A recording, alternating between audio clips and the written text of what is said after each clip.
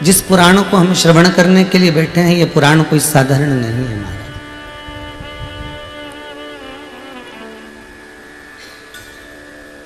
ना जाने कितने कितने जन्म मनुष्य के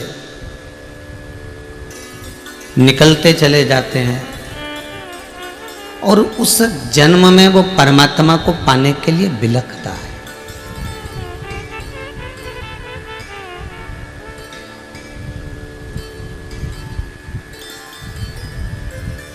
परमात्मा को पाने के लिए वो बिलखता है। उसके बाद भी वो परमात्मा की शरणागति को प्राप्त नहीं कर पाता।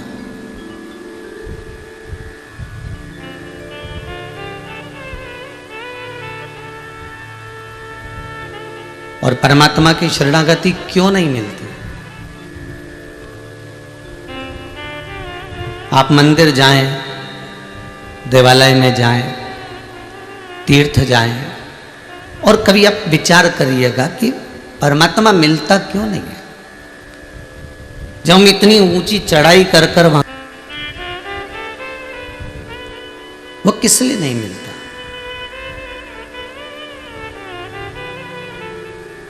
उसका एक कारण है हमारा कर्म। हम पूर्व में जो कर्म कर कर आए हैं, उस कर्म के अनुसार हमें परमात्मा का साक्षीकरण नहीं हो पाता, हमें उसका दर्शन, हमें उसको दीदार नहीं हो पाता, हम उसको देख नहीं पाते, हम उसका स्मरण नहीं कर पाते।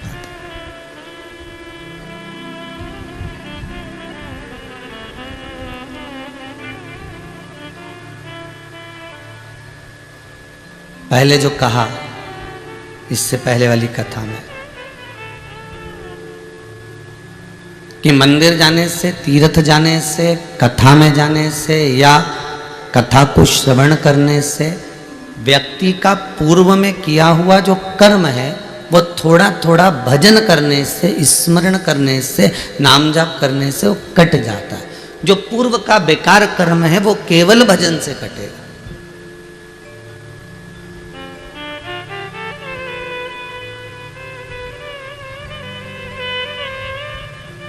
हम जितने कदम चलकर भगवान की भक्ति की ओर अग्रण्य होते हैं, हम जितने कदम चलकर परमात्मा के द्वार पहुंचते हैं, हम जितने कदम चलकर परमात्मा की शरणागति को प्राप्त करते हैं, उतने हमने पूर्व के कर्म जो करे हुए हैं, जिसमें हमने कुछ गलत करा होगा, जिसमें हमने झूठ बोला होगा, प्रपंच करा होगा, छल करा होगा, बेईमानी आदि करी होगी, वो सब धीरे धीरे कर कर वो कटते हैं।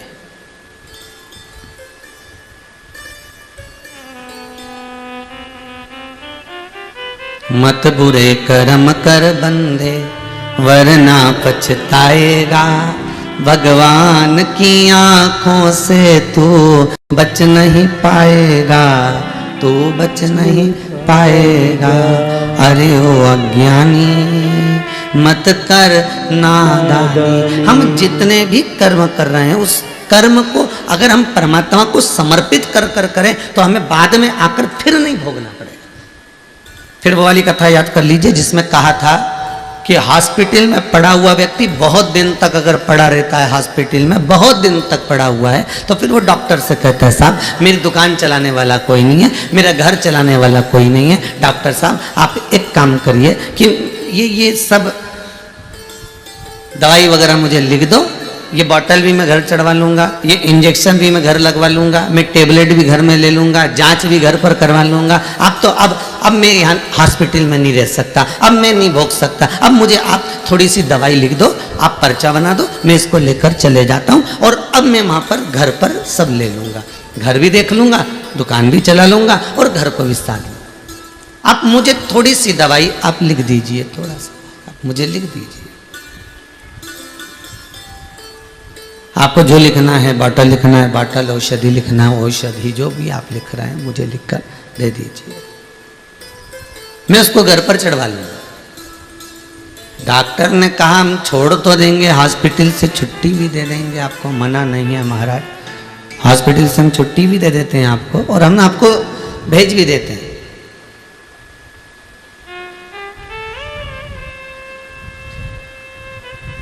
मना नहीं है। पर इतनी बीमारी के बाद में आप एकदम जाकर दुकान मत बैठ जाना, नहीं बैठूंगा, आप तो दो। इतनी बीमारी के बाद एकदम बाजार मत घूमना हो। हाँ, आप तो बस दवाई लिख दो, बोतल लिख दो, इंजेक्शन लिख दो, मैं ले लूँगा। और वो लेकर आ गया, दवाई भी ले रहा है, बोतल भी चढ़वा रहा है, इंजेक्शन भी ले रहा है। ये पूर्व में कथा में हम कह चुके हैं, आज स्मरण आया है इसलिए वापिस उसको लिया।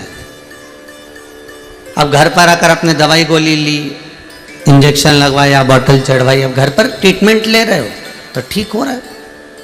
उसी तरह हम जो कर्म कर कर जाते हैं और ऊपर जाकर नरक के किसी बेड पर जाकर पड़ जाते हैं, नरकों का भोग हम भोग रहे होते हैं। इतना नरक भोग लिया होता है, इतना नरक भोग लिया होता है कि अब ये जीवात्मा तड़पती है।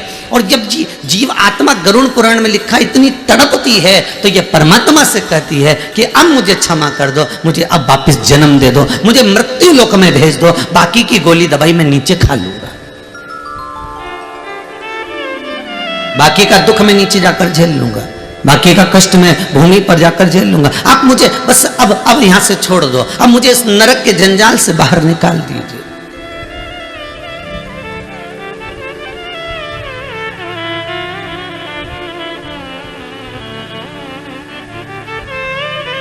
और इस नरक से मुझे जब आप बाहर निकाल देंगे, इस नरक से आप मुझे जब छोड़ देंगे, मैं मृत्यु लोक में जाकर जो थोड़ी बहुत ट्रीटमेंट है, थोड़ी बहुत दवाई, थोड़ी बहुत बोतल, थोड़े बहुत इंजेक्शन लेते रहूंगा। तो यहाँ मृत्यु लोक में कई लोग कहते हैं महाराज जी ये तो बताओ कि हमने पूर्व में कौन सा कर्म किया जो आज आकर हम भोग रहे हैं। ये भोग क्यों रहे? क्योंकि ऊपर नहीं भोग पाए पूरा तो नीचे आकर भोगना पड़ रहा है। वहां से हाथ पैर जोड़ कर तुम छुट्टी करा के लिया है क्या? हमें अब हॉस्पिटल में नहीं रहना, हमारी तो छुट्टी करो, हम तो नीचे जाके बोतल चढ़वा लेंगे, हम तो नीचे जाके इंजेक्शन ले लेंगे, हम नीचे जाके ट्रीटमेंट सब करवा लेंगे। पर आप हमें छोड़ो। भगवान ने भी कह दिया जैसे हॉस्पिटल छुट्टी करा कर ले आते हो, ठीक नहीं हुए तो भी छुट्टी करा कर लिया, उस नरक से भी जीव त्राही त्राही करता है, बहुत रोता है, बिलखता है, चरणों में पड़ जाता है, विनती करता है कि मुझे इस जंजाल से मुक्त कर दो। और भगवान उसको मुक्त कर कर भेज भी देता है। तो भगवान कहता है दवाई तो लेना पड़ेगी ना, तो क्या नीचे जाकर ले लूंगा। तो ये जो हमें दुख मिलता है, ये तकलीफ आती है, जो कष्ट मिल रहा है, जो बीमारियां आ रही हैं, जो तकलीफें आती हैं, ये हमारा पूर्व का कर्म का भोग हमको मृत्यु लोक में जाकर भोगना पड़ता है।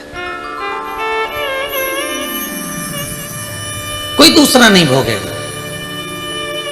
बार बार आपको कथा में कहा, आपकी कमाई का भोग पत्नी भी भोगेगी, आपकी कमाई का भोग आपके बच्चे भी भोगेंगे, आपकी कमाई का भोग आपकी बहू भी भोगेगी, आपकी कमाई का भोग आपके पोता पोती भी भोगेंगे, आपकी कमाई का भोग आपकी बेटी भी भोगेगी, आपकी कमाई का भोग आपका जमाई भी भोगेगा, आपकी कमाई का भोग आपके नाती पंती भी भोगेंगे, आपकी कमाई का भोग आपके भाई बंधु कुटुंब वाले भी भोगेंगे। पर कर्म का भोग तुझे अकेले ही भोगना है। जैसा कर्म करोगे उसके अनुसार तुम्हें भोगना है। झूठ तुमने बोला, छल तुमने करा, बेईमानी तुमने करी, प्रपंच तुमने करा, जो कुछ भी करा तुमने करा, तो भोगना भी तुम्हें अकेले को है। भोग सब भोगेंगे पर कर्म का भोग कोई नहीं भोगेगा। कर्म का तो अकेले भोगना है, ऐसा अकेले कोई नहीं होगा, केवल शंभु और तुम, शंकर और तुम, कौन होगा? और वो बोलते जाएगा ये कर्म तुमने करा है, इसका भोगना पड़ेगा। पर कभी कभी कोई जीव ऐसा उत्पन्न हो जाता है जो कर्म के भोग के साथ में भी परमात्मा का भजन कराकर जीवन तार देता है, जीवन सार्थक।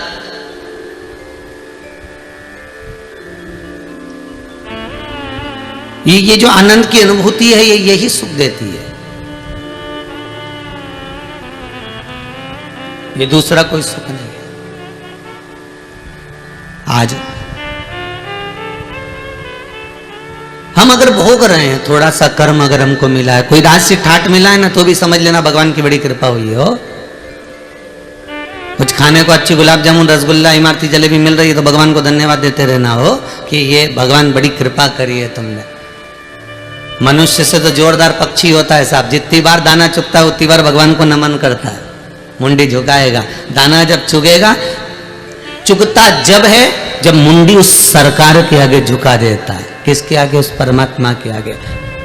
मनुष्य से अच्छा तो पक्षी है जो जब जब दाना चुगता है चुगने से पहले अपनी मुंडी को झुकाता है कि परमात्मा तुझे धन्यवाद है जो मुझे खाने के लिए एक दाना तो दिया है तुमने, एक दाना मुझे दिया। वो पक्षी बार बार जितनी बार दाना उठाता है उतनी बार मुंडी झुकाता है, अपनी गर्दन को, अपने मुख को, अपने शीश को वो झुका देता है। उस दाने को उठाने के लिए नहीं झुकाता, वो परमात्मा को धन्यवाद देने के लिए झुकाता है कि तेरी कृपा से मुझे ये दाना खाने को मिल रहा है। अब ये तो पक्षी हुआ कि जब जब खाता है तब तब वो अपनी चोंच को, अपनी मुंडी को, अपने गले को, अपने शीश को बार बार झुका रहा है, परमात्मा को बार बार धन्यवाद दे रहा है। वो परमात्मा के आगे मस्तक को बार बार झुका रहा है, बार बार प्रणाम कर रहा है कि तेरे बल पर मुझे एक दाना खाने को मिला, तेरे बल पर मुझे ये दाना खाने को मिल रहा। जितनी बार पक्षी शीश झुकाता है उतनी बार मेरे बाबा विश्वनाथ को, मेरे शंभू को, मेरे ओघड़ी को, मेरे त्रिकालदर्शी, मेरे कैलाशी, मेरे अविनाशी, मेरे कुबेर भंडारी को बार बार धन्यवाद देता है। और एक इंसान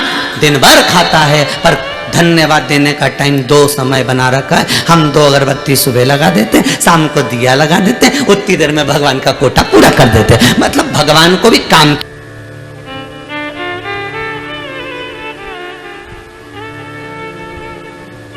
महाराज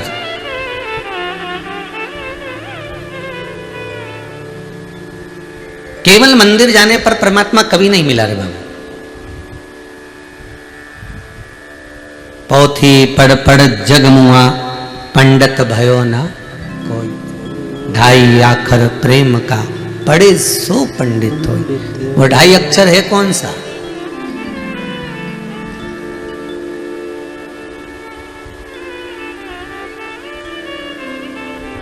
कौन सा है 2.5 अक्षर प्रेम का जो पढ़कर जीव परमात्मा का हो सकता है?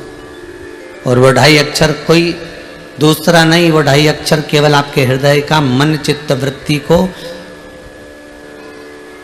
किसी भूखे के भोजन में, किसी प्यासे के पानी में,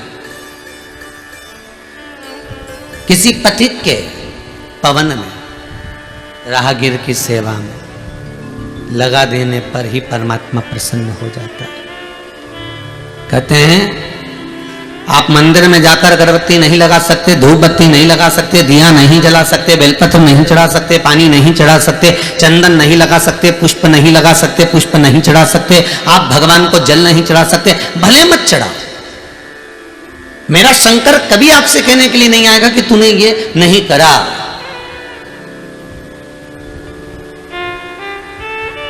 कभी नहीं कहेगा। 94 तरह के नरकों में गरुड़ पुराण के अंतर्गत जितने नरक कहे गए हैं उसमें कोई नरक ऐसा नहीं लिखा कि तुम मंदिर नहीं गए इसलिए तुम्हें नरक भोगना पड़ेगा। सारे नरकों में ऐसा कोई नरक नहीं लिखा कि तुम मंदिर नहीं गए इसलिए नरक भोगना पड़ेगा। पर नरकों में एक नरक ऐसा लिखा है कि तुम्हारे दरवाजे पर कोई भूखा आया और उसको तुमने भोजन नहीं कराया तो तुम्हें नरक भोगना पड़ेगा। तुम्हारे दरवाजे पर कोई प्यासा आया, तुमने पानी ना पिलाया तो नरक भोगना पड़ेगा। तुम्हारे दरवाजे पर कोई पथिक आया, राहगीर आया और तुमसे मार्ग पूछा, तुमने नहीं बताया तो भोगना पड़ेगा।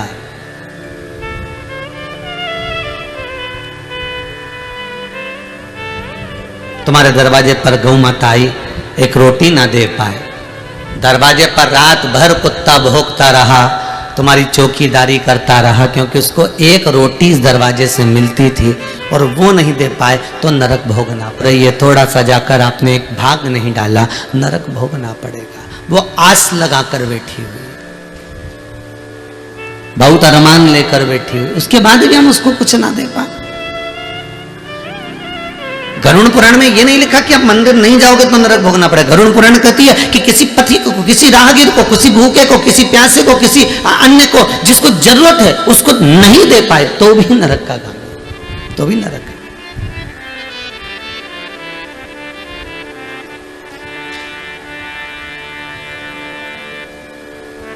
और वो कहते हैं ना, स्वयं खा लेना सुकृति है, छोड़ाकर खा लेना विकृति है, पर बांट कर खाना ये मेरी भारत देश की संस्कृति है। यही भारत भूमि की संस्कृति है। बड़ा भाई ताने पर ताना दे दे, गाली पर गाली दे दे, अपशब्द पर अपशब्द कह दे। छोटा भाई ताने पर ताना दे दे, अपशब्द पर अपशब्द कह दे, गाली पर गाली दे दे। देवरानी कितनी भी गाली दे, जेठानी कितनी भी गाली दे, ननंद कितनी भी गाली दे, सास कितनी भी गाली दे, अपशब्दों पर अपशब्द कह रही हो, वाणी पर वाणी कह रही हो, गाली पर गाली दे रही हो, पर फिर भी आपकी चेष्टा, आपकी एकाग्रता, आपकी चित्त वृत्ति, आपका मन, सास गाली दे रही है बहू को, वो दे। बहू अगर कुछ कह रही है उसकी मर्जी, वो कहे, मना नहीं। पर निवेदन इतना है, उसके कर्म, उसके कर्मों का भोग उसको भोगना ही है, भोगना ही पड़ेगा। कितना सुंदर लिखा है महाराज। एक संत से, एक गुरु से पूछा गया कि एक कुत्ते ने पूछा एक गुरु के पास जाकर, गुरुदेव मेरी वाणी को आप समझने का प्रयास करिएगा। गुरु बहुत जल्दी समझ जाता, गुरु गुरु होता है, सतगुरु सतगुरु होता है।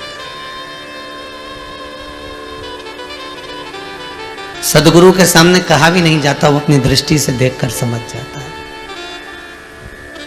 गुरुदेव मेरी वाणी को थोड़ा समझिएगा। गुरुजी बोले, बोल क्या बात है।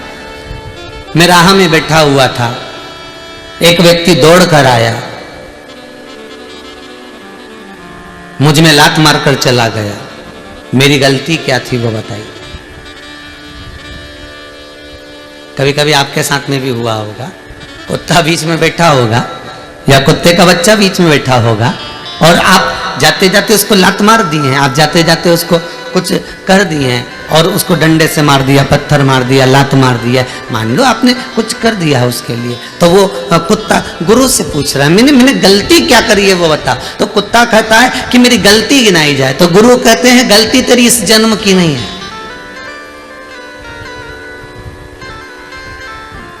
हमको लगता है कि हम मनुष्य की देह धारण करें, इसलिए हमको दुख ज्यादा भोगना पड़ रहा है।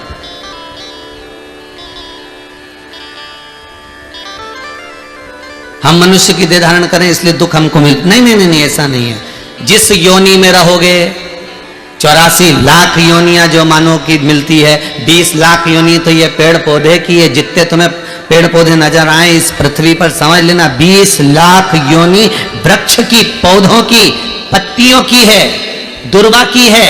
20 लाख योनि केवल इन वृक्ष जैसे खड़े ठूट जैसे पड़े रहना पड़ेगा। पानी भी गिर रहा है, गर्मी भी पड़ रही है, ठंड भी पड़ रही है, एक जैसे लोग पत्थर उठा उठाकर मार भी रहे हैं। 20 लाख योनि में से ये जितने पौधे होते हैं, जितने वृक्ष होते हैं, ये हाथ जोड़ते हैं परमात्मा के कि हमको कांटे वाला पौधा बनाना। कौन सा पौधा बनाना? कांटे वाला। ये जब वृक्ष की 20 लाख योनियां होती है तो परमात्मा क्या क्या हाथ जोड़ते हैं, हमें कांटे वाला पौधा बना दो, पर हमें फल वाला पौधा मत बनाना। वृक्ष कहते हैं हमें फल वाला पौधा मत बनाना, हमें आम का पेड़ मत बनाना, हमें बेर का पेड़ मत बनाना, हमें इमली का पेड़ मत बनाना, जिसमें फल लगते हो, सेतूत लगते हो, जिसमें खजूरे लगते हो, ऐसा पौधा हमें मत बनाना। हमको तो तुम कांटे वाला बना दो, बेकार बना दो, पर हमें फल वाला पौधा मत बनाना। 20 लाख योनियों में से 20 लाख योनि के जब वृक्ष की योनि बनती है तो ये निवेदन करते हैं। तो पूछा इनसे, तुम क्यों नहीं बनना चाहते आम का पौधा, तुम क्यों नहीं बनना चाहते इमली का पौधा, तुम क्यों नहीं बनना चाहते यहाँ पर खजूर का पौधा, क्यों नहीं बनना चाहते तुम जामुन का पौधा? तो वृक्ष कहते हैं हम पल पोस कर बड़े होते हैं, बड़ी मुश्किल से तो खड़े रहते हैं, पानी में, गर्मी में, ठंड में खड़े हुए हैं, उसके बाद भी हर साल लोग आते हैं और पत्थर मार मार कर जाते हैं। ये सहन नहीं हो पाता है, ये सहन नहीं हो पाता।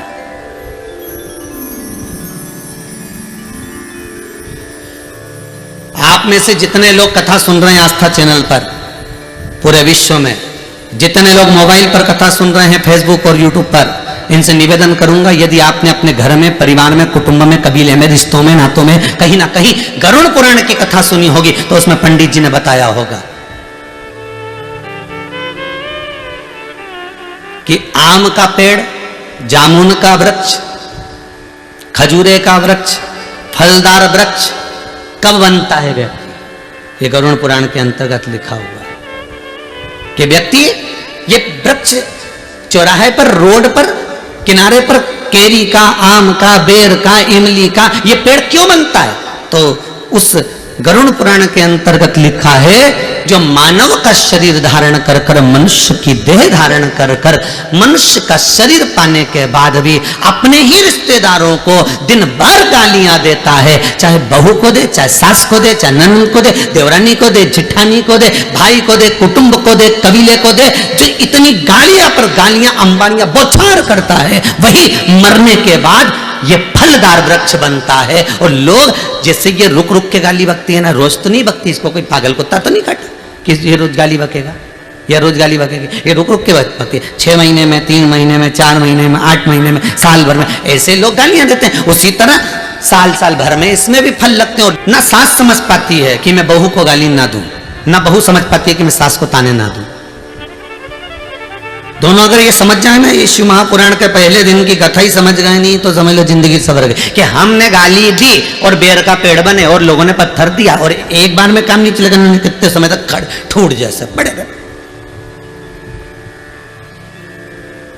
हमने अपशब्द किया, वो विक्रम और बेताल की कथा याद कर लो, तू बोला और मैं चला, उतने में समझ जा। हमने किसी को अपशब्द कहा, हमने किसी को ताना दिया, हमने किसी को गाली दी, हमने किसी के लिए अपशब्द कहा, बस समझ लेना इमली का पेड़ बनने वाले हो, बस बेर का पेड़ बनने वाले हो, केरी का पेड़ बनने वाले हो। और ऐसी जगह भगवान लगाएगा कि लोग पत्थर मार के जाएंगे, और पत्थर खाए बगैर तुम मानने वाले नहीं हो, क्योंकि तुम्हारे मुख से अपशब्द इतने निकल गए, ताने इतने निकल गए, गालियां इतनी निकल गई कि संबोधन किससे?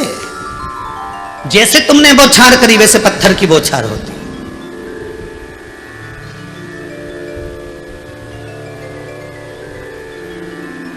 इसीलिए शास्त्र कहता है, भजन में जो सुख है वो सुख किसी दूसरी चीज में नहीं, दूसरी चीज में।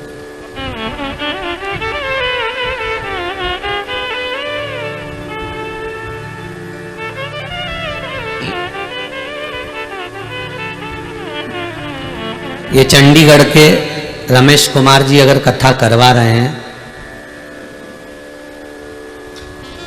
इन्होंने आशीष जी को लिखकर भेजा है, समीर जी को।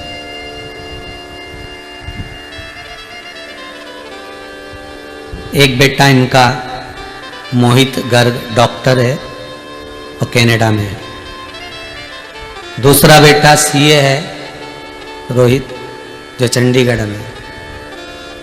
पूरा परिवार खूब ठाकुर जी की कृपा से पढ़ा लिखा, अव्वल आगे बढ़ने वाला। तो हमने आशीष जी से पूछा कि ये बताओ कि फिर ये कथा किसके लिए करा रहे हैं? तो क्या अपने माता पिता क्यों करा रहे हैं? कथा 3 दिन को मिल कैसे गई? नहीं गुरुजी, कथा पुरानी है, पर बीच में गड़बड़ हो रही थी, कथा इनको नहीं मिल पा रही थी, तो इन्होंने फिर पशुपति नाथ का व्रत किया, केवल कथा को पाने के लिए, किसी दूसरी चीज के लिए नहीं।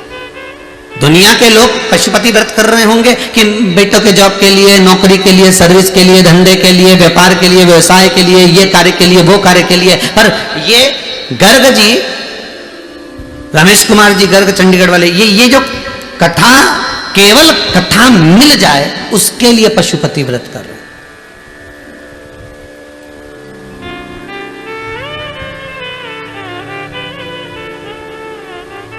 और देखिए, कैलाश मानसरोवर की इन्होंने यात्रा करी तो भी वहां विनती करके आए, एक बार बस बाबा कृपा करना, एक बार कृपा ऐसी हो जाए कि बस शिव महापुराण की कथा का रस तत्व मिल जाए। कुछ मांगना नहीं है, मांगा किसको है? परमात्मा। मांगा किसको है? केवल परमात्मा। और वो परमात्मा का चरणारविंद का अगर सुख मिल गया तो जीवन में कोई दूसरे सुख की जरूरत ही नहीं। मिलता है सच्चा सुख केवल भोलेनाथ तुम्हारे चरणों में, शंभुनाथ तुम्हारे चरणों में। वो जीवन का सुख मिल जाए बस, बहुत उतना। वो सुख सर्वप्रथम। अपशब्द कह दोगे, कह थोड़ी देर के लिए आपने अपशब्द कह दिया, थोड़ी देर के लिए आपके मुख से अपशब्द निकल गया, थोड़ी देर के लिए आपके मुख से गाली निकल गई, थोड़ी देर के लिए आपके मुख से ताने निकल गए, थोड़ी देर के लिए आपने किसी का दिल दुखा दिया, पर उतना याद जरूर रखना कि बेर का पेड़ जब जब यहाँ से जाओ ना, जब जब कहीं निकल के जाओ ना, तो बेर का पेड़ मिल जाए तो समझ लेना ये भी वही है, अपने ही रिश्तेदार। इन्हें खूब गाली बकी ने बापड़ा बेचारा पेड़ बन के खड़ा हो गया। जब तुम इमली का पेड़ देखो तो तुम्हारे मुख पे आ जाना चाहिए ये इमली का पेड़ नहीं, ये कोई बेचारा है जिसने खूब गाली बकी ने इमली का पेड़ बन गया। जब तुम खजूर का पेड़ देखो तो समझ जाना इसने खूब जब तुम जामुन का पेड़ देखो तो समझ जाना इसने खूब गाली बकी। अर्थात इसको पत्थर जो मिल रहे हैं ये उसी